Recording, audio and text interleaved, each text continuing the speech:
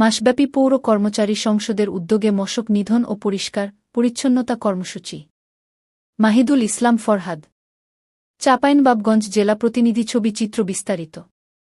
চাঁপাইনবাবগঞ্জ পৌরসভায় পৌর কর্মচারী সংসদের উদ্যোগে গতকাল 2 সেপ্টেম্বর রোজ মঙ্গলবার সকাল 10 ঘটিকায় পৌর চত্বর থেকে মশক নিধন ও পরিষ্কার পরিচ্ছন্নতা কার্যক্রম বাস্তবায়নে পৌরসভার প্রধান সড়কের ডালি ও লিফলেট বিতরণ করেন।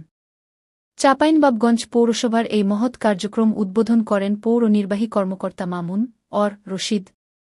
উক্তর ডালিতে নিজ সীমানা পরিষ্কার করি, ডেঙ্গুমুক্ত ও পরিচ্ছন্ন নগর গড়ি স্লোগানের মধ্য দিয়ে আশেপাশের সকল জনগণের হাতে লিফলেট তুলে দেন পৌর কর্মচারী সংসদ।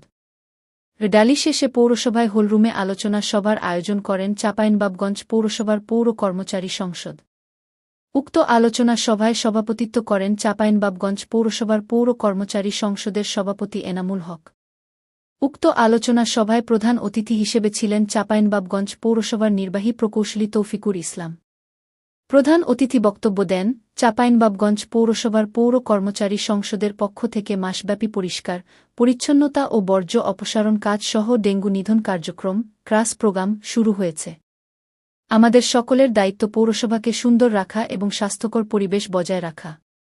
চাঁপাইনবাবগঞ্জ পৌরবাসীর কাছে সহযোগিতা চেয়েছেন।